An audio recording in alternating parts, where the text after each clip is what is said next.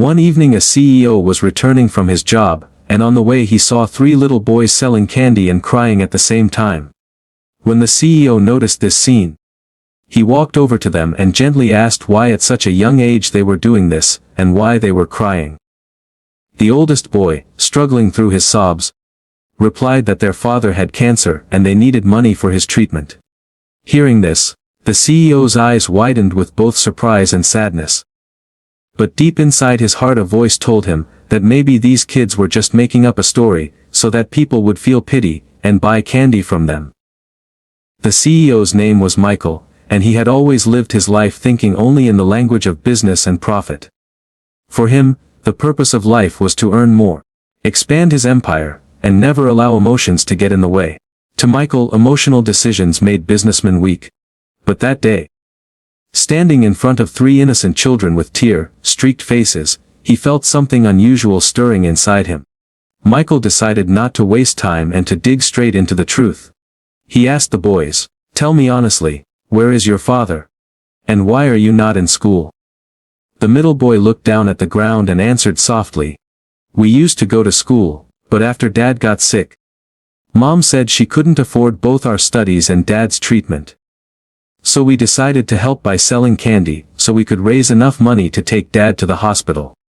The youngest boy's tiny hands were holding a nearly empty candy box, and his eyes were filled with tears as he tried to wipe them away with his sleeve. Michael felt a storm of conflict building within himself. His business mind whispered that these children might be telling a made-up story just to sell more candy. But another voice, deeper and stronger, kept telling him that this was real. He thought for a moment and made a decision. He needed to see the truth with his own eyes. Turning to the eldest boy, Daniel, he said, "Take me to your house so I can see for myself what you're going through." Daniel hesitated for a moment. His small face filled with doubt, but something in Michael's serious eyes made him trust him. The 3 boys looked at each other, then Daniel slowly nodded and said, "Okay, come with us." They began walking down the street, their little shoes dragging against the pavement, and Michael followed closely behind. His expensive suit and polished shoes looking strangely out of place in the poor neighborhood they entered. The air was colder here, the houses smaller, many with broken fences and peeling paint, and Michael could not remember the last time he had stepped foot in such an area. For years he had lived in tall glass towers and luxury apartments, disconnected from the reality most families faced, but now he felt the weight of every step. The boys led him through a narrow alley where stray cats darted past, until they stopped in front of a worn-down apartment building. Daniel pushed the heavy door open and gestured for Michael to follow. The hallway smelled damp, the lights flickered, and the walls were stained with watermarks. As they climbed the creaky stairs, Michael found himself wondering what he was doing there. Why he was letting 3 crying boys pull him into a world that had nothing to do with his. Yet deep inside he felt he had already crossed a line, and there was no turning back. When they reached the 3rd floor, Daniel stopped at a thin wooden door with chipped paint. He knocked softly and whispered, "Mom, it's us." A tired voice from inside answered, "Come in, boys." The door creaked open, and Michael saw a dimly lit room with just one old sofa, a small table, and a bed where a man lay weakly under a blanket. His skin was pale, his body thin, and his face held the unmistakable shadow of someone battling illness. A woman sat beside him, her eyes swollen from crying. But when she saw her children, she tried to smile. Then she noticed Michael, tall and well-dressed, standing behind them. She quickly stood up, confused and nervous, and asked, "Who is this?" Daniel explained in a trembling voice, "Mom, this is Mr. Michael. We told him about Dad, and he wanted to see." The mother's eyes softened with gratitude, but also with embarrassment, as if ashamed that a stranger was seeing their struggle. She whispered, "I'm sorry you had to come here, sir. We don't usually." But Michael raised his hand gently and said, "It's okay. I wanted to see for myself." He walked closer to the bed, and looked at the man who tried to lift his head slightly. "You must be their father," Michael said quietly. The man nodded weakly and whispered, "Yes, my name is Robert." His voice was so faint that Michael had to lean in to hear. "I worked all my life," Robert continued, pausing to breathe. But when the cancer came, everything disappeared. My wife is doing her best. But the bills, they are more than we can manage. His eyes glistened with both pain and pride as he looked at his sons. They shouldn't have to suffer. But they insisted on helping me. Selling candy was their idea. Michael felt something heavy press against his chest. For the first time in years, he didn't have words. He just stood there, looking at the broken furniture, the unpaid bills stacked on the table, the medicine bottles that were almost empty.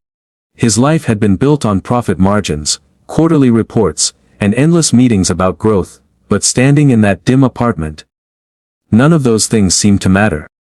The silence stretched until Daniel broke it softly. "Mr. Michael, will you buy some candy? Even just one box could help." The smallest boy held up the last box with trembling hands, his big eyes filled with hope.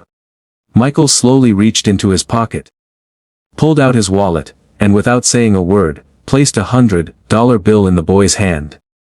The boy gasped, looking at the money as if it were a miracle. And his mother covered her mouth, her eyes filling with tears. But Michael knew this was only a drop in an ocean of need. He looked around again, at the fragile family holding on by a thread, and something inside him shifted.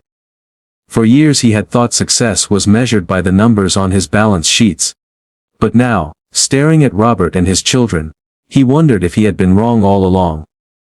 Michael left the apartment that night with a strange heaviness in his chest, the kind he hadn't felt in years. The cool air outside hit his face, but instead of refreshing him, it seemed to weigh down his thoughts even more.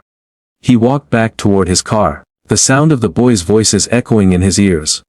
Daniel's trembling words about school, the middle boy's quiet confession about their mom struggling, and the youngest's hopeful plea to buy just one box of candy. Michael sat inside his sleek black car, surrounded by leather seats and luxury, but for the first time he felt out of place inside his own world. He turned the key but didn't drive off right away. He just sat there staring at the steering wheel, lost in thought. He had built his entire life around the idea that money was everything, that people respected success, and success meant profits. But tonight he had seen something money alone couldn't erase. The fear of children losing their father. The exhaustion of a mother fighting a battle too big for her. The quiet dignity of a man who still managed to smile through unbearable pain.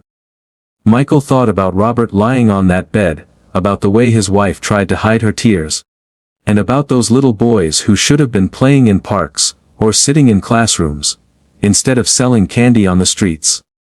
His chest tightened with an unfamiliar ache, something that felt uncomfortably close to guilt. As he finally drove away, the city lights flashing past his window, memories of his own childhood crept into his mind. Michael's father had been strict and business-focused, teaching him from an early age that feelings were a distraction, that only power and profit gave a man control over life. Michael had believed that philosophy completely, climbing every step of the corporate ladder without ever looking down. But now he wondered, had he built his empire on a foundation that left no space for humanity? The thought disturbed him, and he shook his head as if to push it away. Yet no matter how hard he tried, the image of those 3 crying boys clung to him. By the time he reached his luxurious penthouse, his heart was restless. He walked inside, greeted by silence, the kind of silence that came with living alone in wealth. Expensive paintings lined the walls, the city skyline glittered through the tall windows, but none of it gave him comfort. He poured himself a drink and sat on the couch. But instead of tasting victory, he tasted emptiness. For the first time, he asked himself a question he had never dared to consider before. What is the point of all this if I can't change even one life that truly needs help? The next morning, Michael woke up with the same thoughts haunting him. His assistant had already scheduled a full day of meetings, presentations, and calls. But as he sat in the boardroom listening to his executives discuss quarterly targets, he couldn't focus.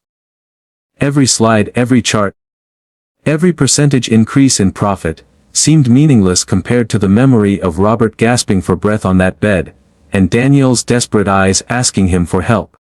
When one of his directors asked for his approval on a new strategy that would cut costs by laying off hundreds of workers, Michael froze. Normally, he would have approved without hesitation, seeing it as a smart business move. But today, he found himself picturing the faces of those families losing their jobs, their children, their bills, their struggles. For the first time, the numbers weren't just numbers. They were lives. He excused himself from the meeting abruptly, leaving his team confused.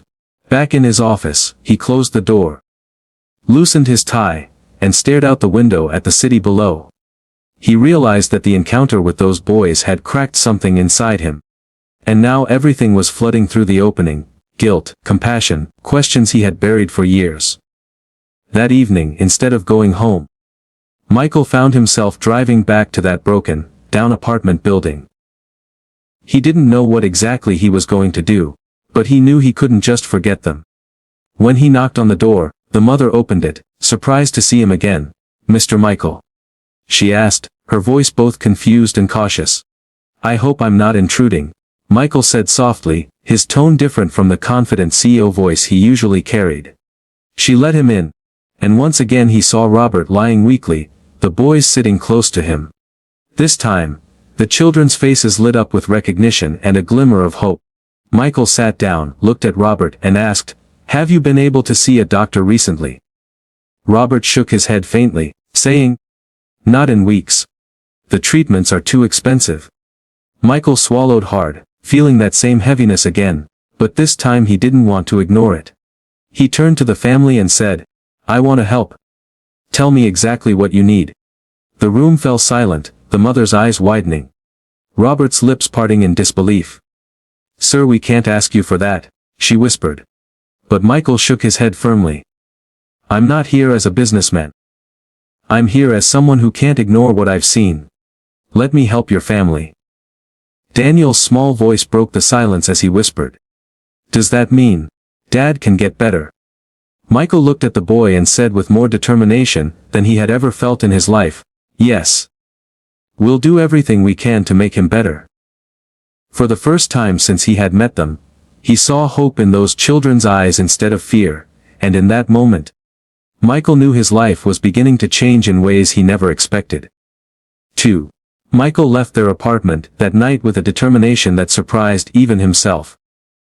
The next morning, instead of heading straight to the office, he found himself dialing the number of one of the city's best hospitals. His influence and wealth opened doors quickly, and by noon he had arranged for Robert to receive immediate medical attention. When he called the family to tell them, there was silence on the other end before the mother broke down in tears, whispering thank you over and over. Later that day, Michael drove back to their building in his black car, a stark contrast against the run-down neighborhood, and helped them get ready. Daniel held his father's arm carefully, while the two younger boys clutched their mother's hands. When Robert was brought into the hospital, the boys' wide eyes darted around the clean white hallways, the bright lights, the doctors rushing past. It was a world completely different from the dim, crumbling apartment they had known. For Michael, watching them walk inside was like watching the beginning of a story he had never believed he would be part of. As doctors examined Robert, Michael waited with the family in the corridor.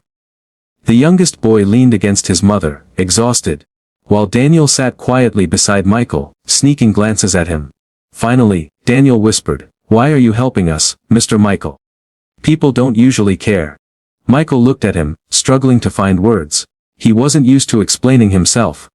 He was a man who gave orders, closed deals, and expected results.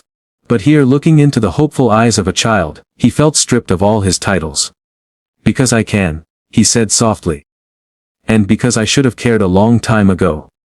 Daniel didn't say anything more, but the way he leaned closer told Michael that the boy understood more than his age suggested.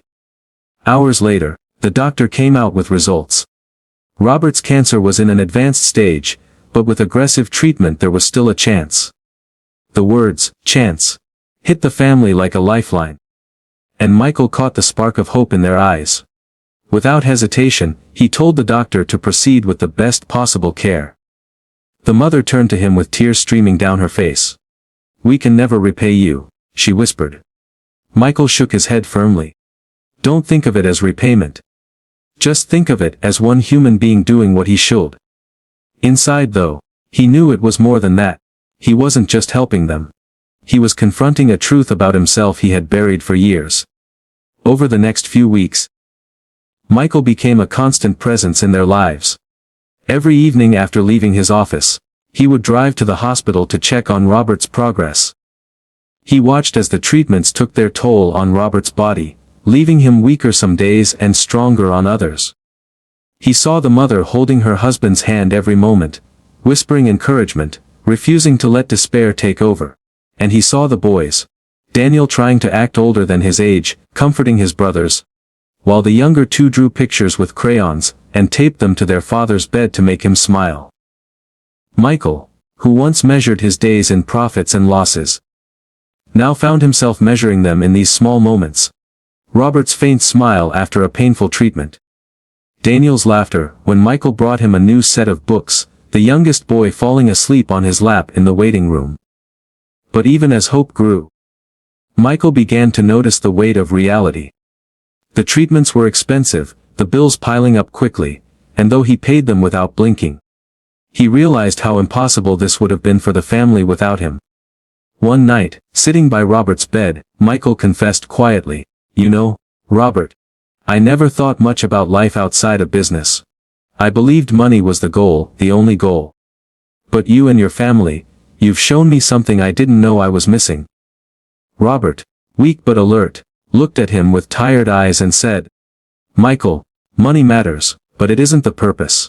Purpose is what you leave behind for others, not what you stack up for yourself." Those words sank deep into Michael's heart like a stone dropping into water, rippling through everything he thought he knew. At the office, Michael's behavior began to change. His employees noticed he was quieter in meetings, more thoughtful when decisions affected workers and their families. When one executive suggested laying off 100 employees to cut costs, Michael shook his head and said firmly, "We'll find another way. People are not just numbers." The boardroom fell silent. It was the first time they had heard their CEO speak with such conviction about anything other than profits. Some questioned if he was losing his edge, but Michael knew he had finally found something stronger than ambition: compassion. One Friday evening, Michael arrived at the hospital to find Daniel waiting for him in the hallway. The boy's face was lit up with excitement. "Mr. Michael. Dad smiled today, really smiled. He said he feels stronger." Michael knelt down to meet his eyes, and for the first time in years, he felt a lump rise in his throat. That single smile from Robert meant more to him than any corporate award he had ever won. As they walked into the room together, Robert lifted his head weakly. But there was warmth in his eyes. "You didn't have to do this," Robert whispered. "But you did. And no matter what happens, you've given my family hope again." Michael didn't reply, but deep inside, he knew this family had given him something even greater. Something he hadn't realized he desperately needed. That night, driving back to his penthouse, Michael looked out at the city lights and realized the city hadn't changed at all. He no longer saw only buildings, profits, and opportunities for expansion. He saw families, children, lives intertwined with every dollar earned and every decision made.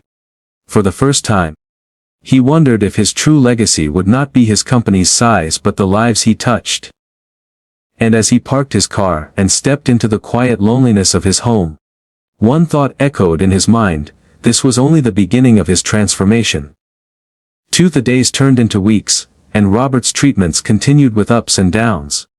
Some mornings he had enough strength to sit up and talk with his boys, and other mornings the illness kept him weak and silent. Through it all, Michael became almost like family.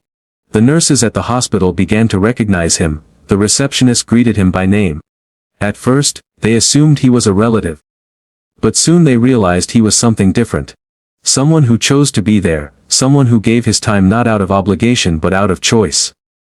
Every evening, Michael would sit with the boys in the hospital cafeteria, buying them little snacks or surprising them with toys and books. He listened as Daniel talked about how he wanted to be an engineer one day, how he loved building things with his hands. The middle boy, whose name was Ethan, said he wanted to be a teacher, because he remembered the teacher who used to tell him stories that made him forget all his worries. And the youngest, Jacob, giggled when he said he wanted to be a firefighter, because he thought wearing the big red helmet looked cool. For Michael, these conversations were like windows into a world of innocence and dreams that he had long forgotten existed. At night, when he returned to his empty penthouse, he found himself reflecting on everything they said. For years, his nights were filled with charts, emails, and strategies. Now they were filled with the echoes of children's laughter and their fragile hopes for the future. He realized how much he had missed by living only for himself. There was no family waiting for him at home, no little faces lighting up when he walked through the door. His success had given him money, but it had stolen the simple joys of belonging. That realization cut deeper than he expected, and for the first time, he began to question whether he had really been living at all. One Saturday, Michael decided to take the boys out, while their mother stayed at the hospital with Robert. He drove them to a large park, the kind of place children could run freely, something they hadn't done in months. As soon as they arrived, the boys leapt out of the car, their laughter filling the air as they ran across the grass. Michael stood for a moment watching them, a smile tugging at his lips. He had never taken time to simply watch joy in motion, and the purity of it struck him.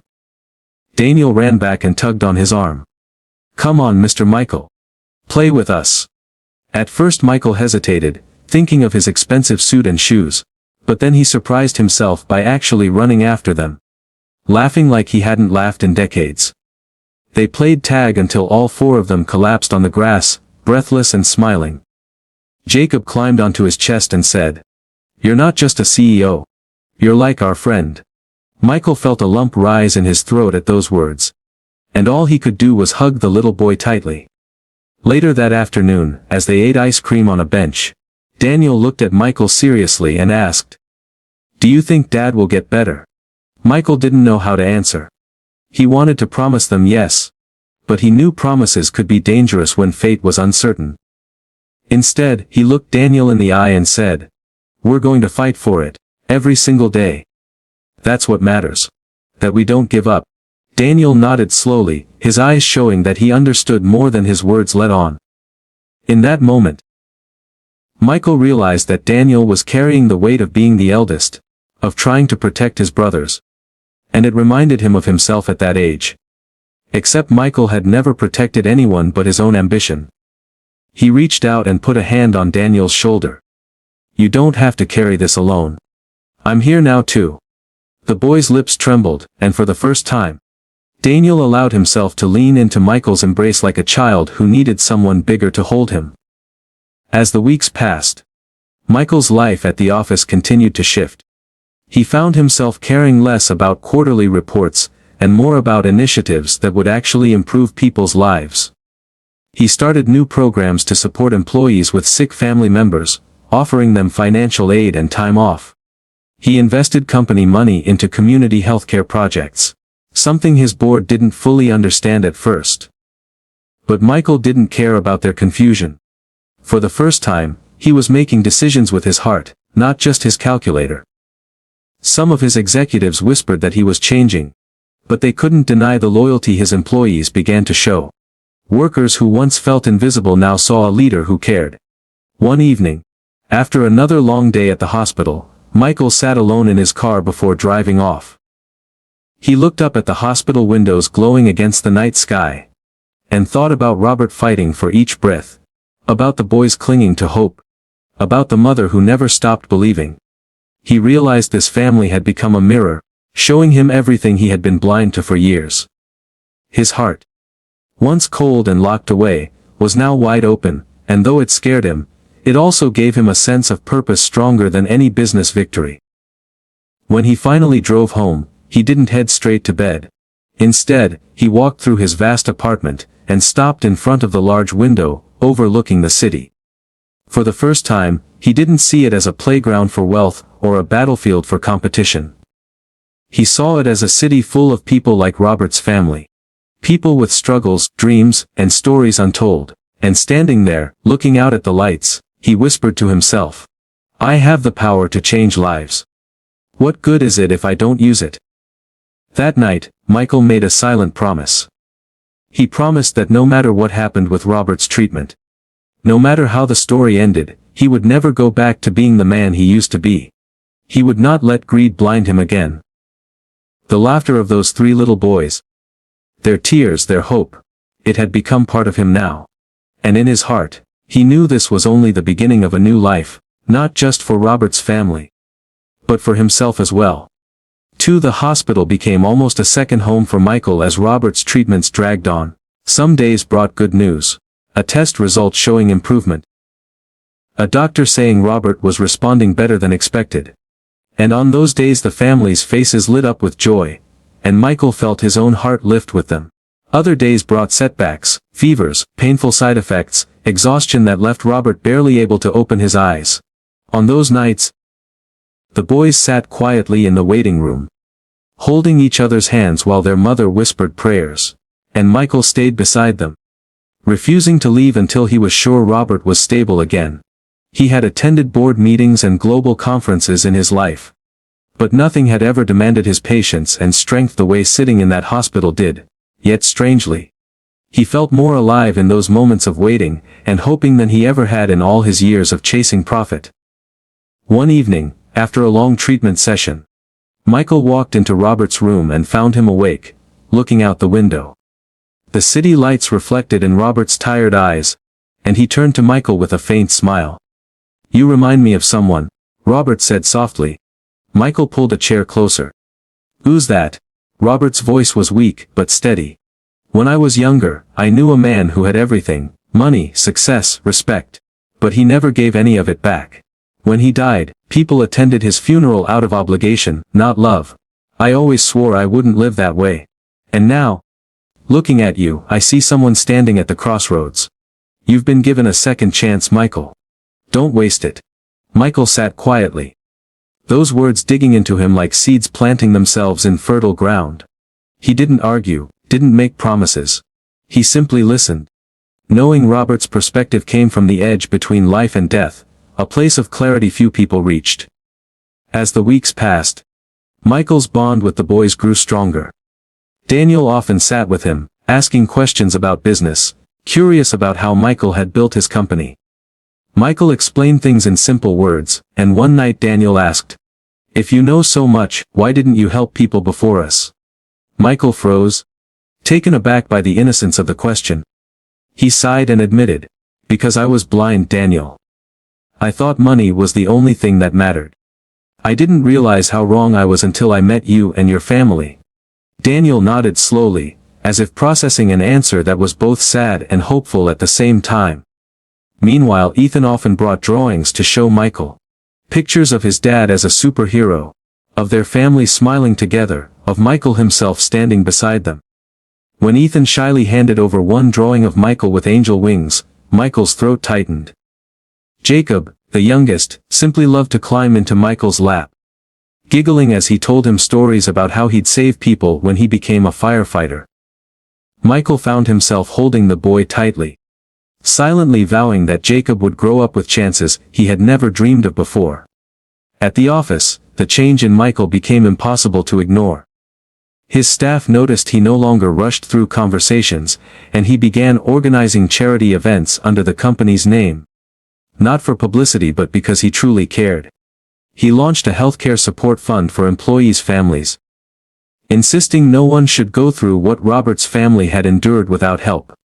Some investors grumbled that his focus was shifting away from profits, but others admired his newfound humanity. For Michael, it didn't matter what they thought. The more time he spent with the boys, the more he realized his wealth meant nothing unless it was used to ease someone's suffering. Then came a turning point that tested everything. One night, after weeks of hopeful progress, Robert's condition suddenly worsened. The doctors rushed him into intensive care, and Michael stood with the family outside, watching as nurses and machines surrounded Robert. The mother cried quietly into her hands. Daniel tried to stay strong but his lips trembled. Ethan hugged Jacob tightly, and Jacob sobbed uncontrollably. Michael felt his chest ache with helplessness. For the first time in years, he bowed his head and whispered a prayer, not for profit, not for himself but for another man's life. Hours passed like years until the doctor finally came out, his expression serious. "He's stable for now," the doctor said. Relief swept through the family, but the warning in the doctor's voice lingered. He's fighting hard. But it's still uncertain. Every day counts. That night, Michael drove home but couldn't sleep. He paced his penthouse, haunted by the thought of losing Robert. Haunted by the idea that the boys might grow up without their father. The city skyline outside his window no longer looked like opportunity. It looked like indifference. A glittering reminder of how many people suffered unnoticed in its shadows. Michael sat down, buried his face in his hands, and for the first time, he allowed himself to cry. He cried not just for Robert, but for all the years he had wasted chasing empty goals. For the countless people he had ignored while building his empire. But when the tears ended, something new rose within him: resolve. He promised himself that no matter what happened with Robert, he would dedicate his life to helping families like theirs. He had money, influence, power, all tools that could save lives if used differently. The next morning, Michael walked into the hospital with a new determination. He sat with the family, encouraged the boys, spoke to the doctors about every possible option. But beyond that, he began planning something larger. He called his assistant, instructed her to start researching community health care programs, children's scholarships, and support systems for families dealing with critical illness. He knew Robert's story wasn't unique. There were countless families out there selling candy, washing cars, working double shifts just to afford medicine. And if he had the means to change that, then it was no longer a choice. It was his duty. That evening, as Robert regained some strength, Michael sat by his bed and told him about his plan. Robert's weak hand gripped his firmly. "That's what I was hoping you'd say," Robert whispered. "You see, Michael, you didn't just save my family. You found yourself too." Michael nodded, his throat too tight to speak. He looked over at Daniel, Ethan, and Jacob playing quietly in the corner, and he knew Robert was right. Meeting them had torn apart the walls he had built around his heart, and had given him something far more valuable than money: purpose. And as the night fell over the city, Michael realized his life would never be the same again. Michael's vision started to take shape faster than he imagined. The morning after Robert's near-death scare, he walked into his company's headquarters with a fire in his chest. His executives had gathered for another strategy meeting, expecting charts and numbers, but Michael stunned them with something entirely different. He stood at the head of the long polished table and said, "We are no longer going to be a company that only measures success by profits. From this day forward, we will measure success by how many lives we improve." At first the room went silent. Some executives exchanged doubtful glances, others leaned forward curiously, and one even chuckled nervously, as if waiting for Michael to reveal it was a joke. But his eyes were steady, his voice clear. He outlined his plan. A new foundation funded by the company's profits, designed to provide healthcare support for families who couldn't afford treatments, scholarships for children struggling to stay in school, and emergency relief for workers in crisis. "We have the resources to make a difference," he told them. "If we don't, then we've failed as human beings." The board erupted with questions and resistance. One shareholder snapped, "You'll destroy our margins."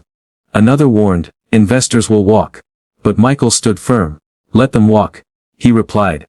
"If profit is all they see, they were never with us in spirit anyway." It was the first time in years he had spoken not as a businessman, but as a man with a mission, and though some resisted, others began to feel the pull of his conviction. Meanwhile his bond with Robert's family deepened. The boys started calling him not just Monsieur Michael, but sometimes Uncle Michael, a slip that made him smile every time. He drove them to school when their mother was exhausted, helped them with homework in the hospital waiting room, and even attended a small school play where Ethan performed a poem. Sitting in the audience, clapping proudly, Michael realized he had never felt this kind of joy watching anyone succeed, not even his own employees closing million-dollar deals. This was different. This was real. Daniel, ever serious, often asked him questions about life, about how to stay strong, and Michael answered as honestly as he could, sometimes admitting he was learning those lessons right alongside him. Little Jacob became inseparable, always climbing into his lap or reaching for his hand. as if sensing Michael had become another protector in his life.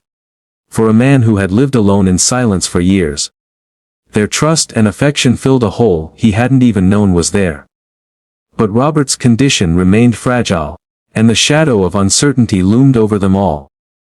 One evening, Michael arrived at the hospital with takeout food for the family, only to find the boys sitting quietly in the hallway, their faces pale. Their mother explained that Robert had suffered another complication. The boys huddled around Michael, as if he could protect them from the possibility of loss. Michael sat on the floor with them, his expensive suit wrinkling against the cold hospital tiles. And he let them lean against him. "Listen to me," he told them softly. "No matter what happens, you will never be alone. I promise you that." Daniel's eyes searched his face, testing the weight of those words, and when he saw Michael meant them, he nodded slowly. It was then Michael realized the promise he had made was not just to them. It was to himself. He would never again stand by while children cried on a street corner with no one to help. Over the next few weeks, Michael's foundation launched officially. News outlets picked up the story. CEO shifts focus from profit to people. Some praised him as a visionary, others accused him of weakness. But Michael didn't care. He held a press conference, and for the first time, he spoke publicly not about earnings but about humanity. "I once believed wealth was the purpose of life," he said to the cameras. "But then I met 3 little boys selling candy to save their father. They taught me that life isn't about what you take, but about what you give. From now on, my company will stand for people, not just profit." The story spread across the city, across the country, and people began sending letters, emails and calls, sharing their own struggles and thanking him for caring. The boys watched the news coverage from Robert's hospital room, their faces glowing with pride as they saw Michael on television. "That's our Mr. Michael," Ethan whispered to his brothers, and Robert, weak but smiling, squeezed his wife's hand. Despite the new hope, Robert's condition remained uncertain, and Michael knew time was precious. He spent more and more nights at the hospital, sitting with the family, talking about life. One night, Robert motioned for him to come closer. His voice was fragile, but his words were clear. "Michael, promise me something. Promise me that if I don't make it, you'll look after them. Not just with money, but with love. Be there for my boys." Michael's throat tightened, his chest heavy with the weight of the request. He looked at Robert, at the man who had given him a second chance at being human, and he whispered, "I promise. I swear it." Robert closed his eyes with relief, and in that moment, Michael felt the full depth of responsibility settle on his shoulders. Back at the office, Michael continued reshaping his empire. Projects that once focused on expansion shifted toward community development. He introduced mentorship programs for underprivileged kids, inspired by Daniel's questions and Ethan's dreams. He set up a firefighter scholarship in honor of Jacob's innocent wish. His colleagues watched in disbelief as the man once known as ruthless became known for generosity. Some thought he had lost his edge. But Michael knew he had gained something far sharper: clarity. One Sunday afternoon, Michael took the boys to the zoo, a simple outing that filled their hearts with joy. Watching Jacob laugh at the monkeys, Ethan point excitedly at the lions, and Daniel quietly observing everything with thoughtful eyes, Michael felt as though he had stepped into a family photo that had been waiting for him all along. On the drive back, Daniel turned to him and said, "You've changed, Mr. Michael." Michael smiled faintly and replied, "No, Daniel. You and your brothers changed me." That night, as he dropped them back at the hospital and hugged them goodbye, he realized he had finally found the thing he had chased all his life without knowing it meaning. It wasn't in the size of his bank account or the scale of his company.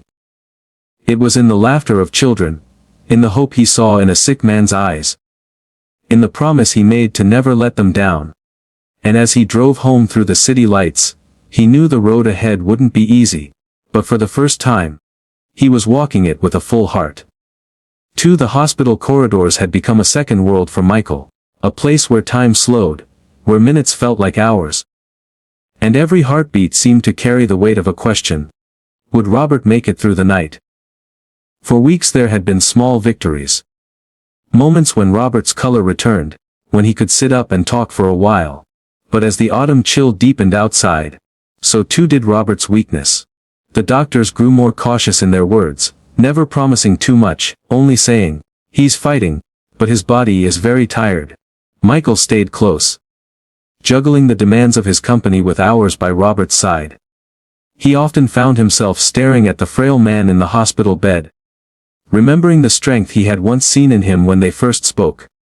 Robert was fading, yet he held on with a quiet determination, as though staying alive a little longer was his final gift to his boys.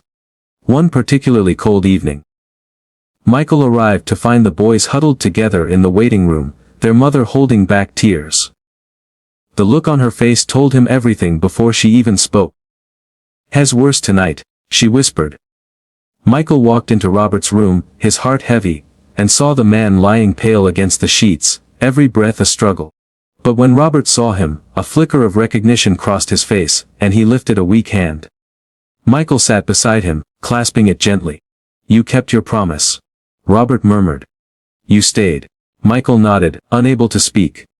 Robert's voice was faint but filled with meaning. "I want you to remember something: profit fades, buildings crumble, even empires fall. But love, the love you give, that lasts forever. That's what you carry with you when everything else is gone." Michael swallowed hard, his vision blurring with tears. "I'll remember, Robert. I swear I'll remember."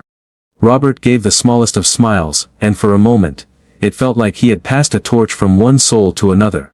The boys visited their father one at a time, each climbing carefully onto the bed. Daniel tried to act strong, whispering, "We'll be okay, Dad," though his lip trembled as he said it. Ethan held his father's hand tightly, showing him one of his drawings. A picture of their family standing together under a bright sun. Robert stroked the paper with shaking fingers, whispering, "Beautiful, son."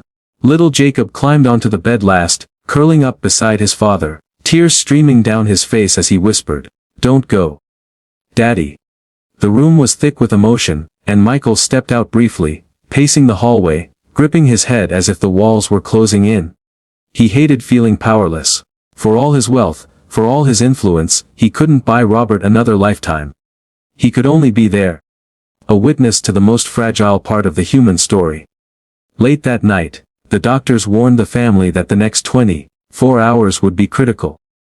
Michael didn't leave the hospital, he refused to. He ordered his assistant to cancel all meetings, turned off his phone, and sat outside Robert's room with the boys, telling them stories to calm their fears. He spoke not about business but about lessons he had learned too late. How to cherish people, how to see value beyond money. How sometimes the smallest acts of kindness could change everything. The boys listened quietly, leaning against him. And he realized he was teaching them not from books or prophets but from his heart. At dawn, the doctor came out with weary eyes and said softly, "He's holding on. But you should prepare yourselves." Inside the room, Robert's breathing was shallow, but his eyes fluttered open when he heard his family's voices. His wife whispered to him, held his hand, and the boys clung to the bed, tears in their eyes. Michael stood at the foot of the bed, his own chest tightening, every part of him wishing he could take the man's suffering away. Robert's gaze drifted to Michael one last time. "Take care of them," he whispered. "You promised." Michael stepped closer, gripping his hand firmly. "I promise, Robert. I'll never let them go." With those words, Robert exhaled a final shaky breath, and the room filled with a silence heavier than any sound. The boys cried out, their mother sobbed into her hands. And Michael felt his knees weaken. He had witnessed many things in his life. Deals signed, fortunes made, battles won. But nothing compared to this moment of raw loss. The funeral followed days later, simple but filled with love. Friends, neighbors, and colleagues came, some bringing stories of Robert's kindness. How he had helped others even when he had little himself. Michael stood among them, listening, realizing just how much depth this man had carried. How much light he had given the world despite his struggles.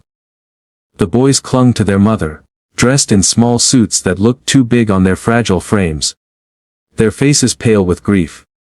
Michael stood behind them, a steady presence, placing his hands on their shoulders when they faltered. As the casket was lowered into the ground, he felt a wave of responsibility wash over him. Robert's final words echoed in his mind. And he knew they were not a burden but a sacred trust. In the weeks that followed, Michael became more than just a visitor to the family. He became a fixture. He helped them with daily life, from groceries to bills, ensuring they never felt alone. He spent evenings with the boys, reading with them, helping with homework, and sometimes just sitting quietly while they processed their grief. The house, once heavy with sorrow, began to fill again with small moments of laughter, thanks to Michael's efforts. Jacob climbed into his lap one night and whispered, "I miss Daddy. But I'm glad you're here." The innocence of the statement broke Michael's heart, but it also steeled his resolve. He wasn't there to replace Robert. No one could. He was there to honor him, to keep his promise alive, to ensure the boys grew up not just surviving but thriving. At the company, Michael spoke openly about the experience. In one meeting, he told his executives, "We can't control death, but we can control how we live. We can control how we show up for people, how we use our resources to ease suffering. That's what real legacy is." For once, the room didn't argue. They had seen the transformation in him, and slowly, they too began to believe. The foundation expanded rapidly, helping families across the city. Letters poured in. Some from children, some from parents, thanking the company for saving them from despair. Michael read them all, often thinking of Robert. Imagining him smiling somewhere, proud that his boys had inspired such change. And yet, despite the progress, Michael knew the journey wasn't finished. Every night when he tucked the boys into bed or sat quietly with their mother, he remembered that his promise was lifelong. He had not just stepped into a role temporarily, he had been reshaped permanently. He was no longer the man who once measured life by profit margins. He was a guardian, a mentor, a living testament to Robert's final lesson. And in that he found a peace he had never known before. 2 months passed after Robert's funeral. And the seasons changed as if the world was moving on, but Michael's life had transformed forever.